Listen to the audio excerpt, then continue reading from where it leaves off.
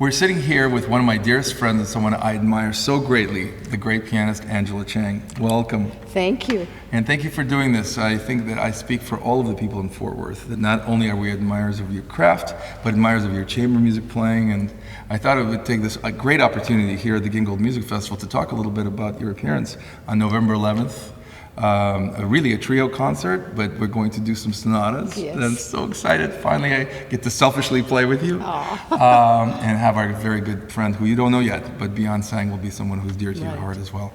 I think the Fort Worth audiences obviously know you from the Clyburn. So I just want to kind of start maybe about your background. Obviously, you're from Canada, and I don't think I'm saying any secrets by kind of stating that your touch is legendary. Your ability to carry a phrase and just the tone itself, it's so personal. Is it due to your Canadian upbringing, your early teaching, the teachers you worked with, maybe the people who collaborate? How does that work? Oh gosh, first of all, thank you for your most kind words. I'm very much looking forward to coming back to Fort Worth in November to play sonatas with you and also trio. I really believe I'm truly the product of all the teachers I've had. You know, I don't think the progression could have been changed. You know, having started first in Hong Kong, and then we went to Canada when I was 11, having had, you know, the exam system where I had to study theory and history, besides piano playing, and my teacher, my first teacher in Canada, at the age of 11, speaking absolutely no English, insisted that I had a chamber group. I had a piano trio.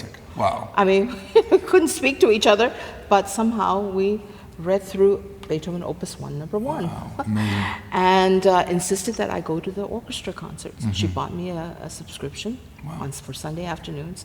So I got to hear incredible artists like Gina Bachauer that came through, Alicia de Rocha, Van Cliburn came through. And so I think I've just been incredibly lucky my whole life. You know, had my mother stayed in Hong Kong instead of being so brave, moving our family to Edmonton, I'm not sure I would be playing the piano today. I probably would be extremely unhappy, whatever I'm doing.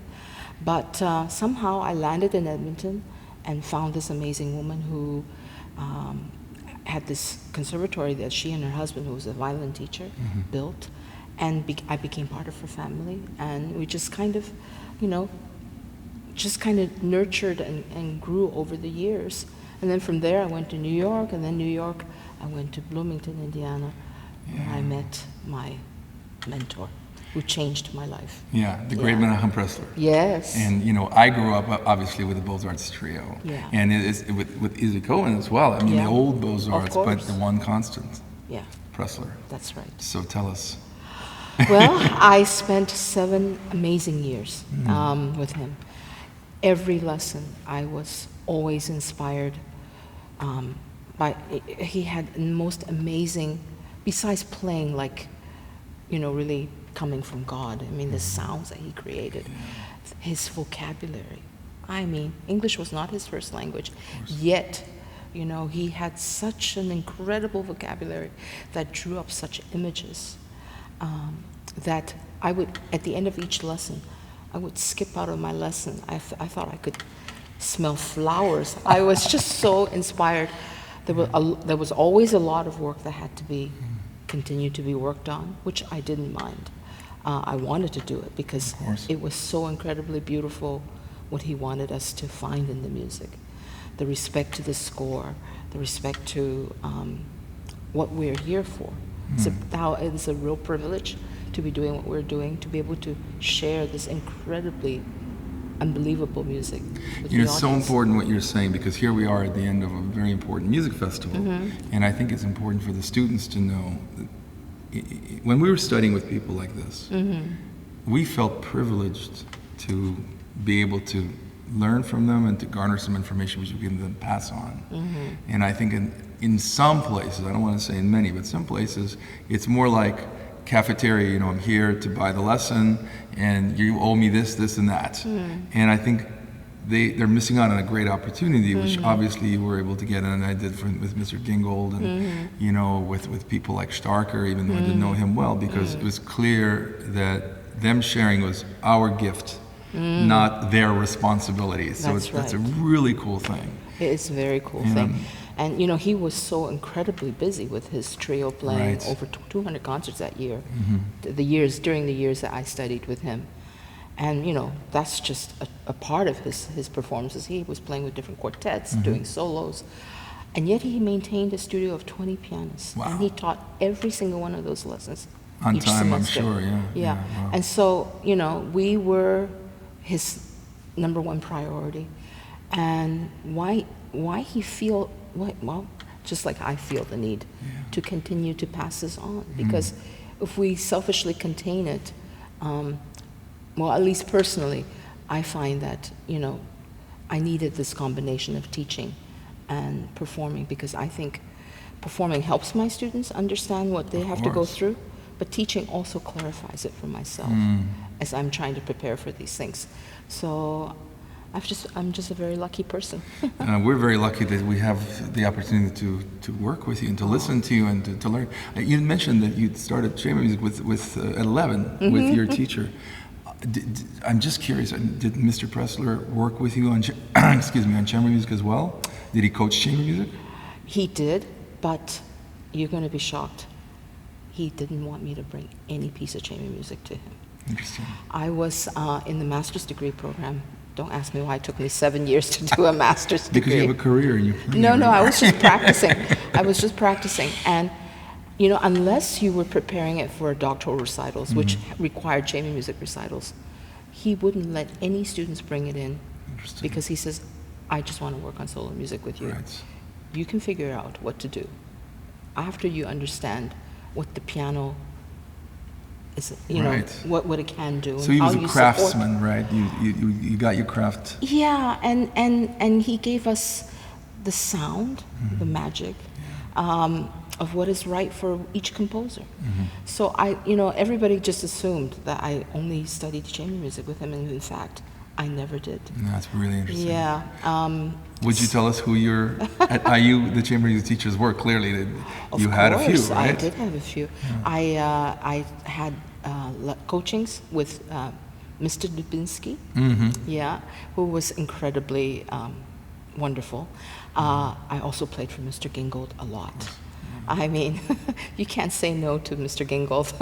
And he was so giving, he was so generous with his time. We talked before about how my experience with Shapiro, who was a cellist. Right. I mean, a great violinist working with a great pianist is a match made in heaven, you know? Yeah. That's awesome. Yeah, so during those 7 years, I've played for many, many Mr. Gingold students. And he was always, you know, so incredibly sweet and encouraging. And that was really wonderful. Well, I want to talk to you about your Clyburn judgeship. Okay. We could talk about the playing experience if you wish, but I think that many people are really curious about what happens in the room. I know students, when I was at your master class, which by the way was masterful, I'll never forget it, they ask about, well, what are juries looking for? And I think a lot of us, just as audience members, because in Fort Worth, it's like the Olympics, you know. Nobody says 2 weeks. It's like every single day. If you don't show up, it's wrong with you. Yeah. So, I mean, without revealing anything that's unethical, what was it like to go on that first jury? You know, it was exciting. It really was. To hear such incredible playing live, you know, during the screening auditions, the live screening auditions.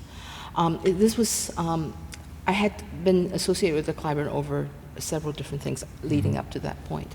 The first one was for the Clyburn Amateur Competition. Oh, yes. Which was really interesting because I have never done one. Right. But to see the dedication and devotion of these people, how much they love music, I was really touched and inspired by them. So the next step was I did the video screenings for them for one of the competitions.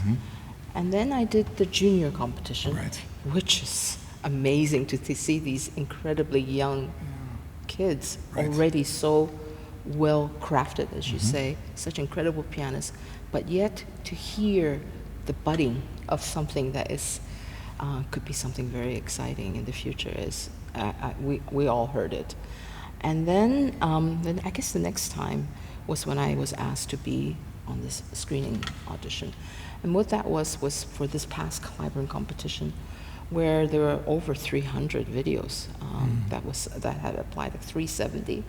Oh. And then it was, no, I didn't have to hear all of those, thank goodness. They were able to narrow it down to about 140 something, I don't remember exactly, where we had to then listen to the submitted recordings and then choose 72 to invite to play live in Fort Worth. And it was really difficult to narrow it down, because this was right after the pandemic. And some of the recordings, they couldn't record at the concert halls or in the regular recording studios. They would be on upright in their bedroom or something. Horrible. And yet you wanted to give that person another chance to actually play live, because you heard something, even through that horrible recording quality. It's like listening to really old recordings. Remember the wax recordings? You got all of that noise. Yeah. But if you listen to Joachim play or Sarasate, you can tell it's Sarasate or Joachim. Yeah. So now that we're hopefully done with the pandemic for the next 100 years, I don't want to see that again. I know. What would you say to prospective contestants and really all of our students, the importance of the recording process? When we were growing up, the first thing we did, you would take your Watchman recorder and just record for intonation, and record for the things that are not together. And of course it would sound terrible, but I mean that's all we had. Now everything is digital, and I feel like too many people rely on the equipment. So you buy an expensive piece of equipment, it's going to record by itself. What kind of advice would you have for them to produce the kind of recording that would be true at least to where they are as artists? I would definitely at least get the conditions, getting good recording equipment or recording engineer to help you produce something that is of the best quality. Right.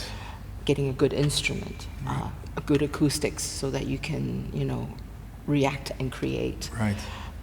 And then during the recording process, I would just encourage them to play it like a concert, because when you're thinking, oh, wrong note, okay. Right. Live There's concerts, no continuity. They just stop. Exactly. Next.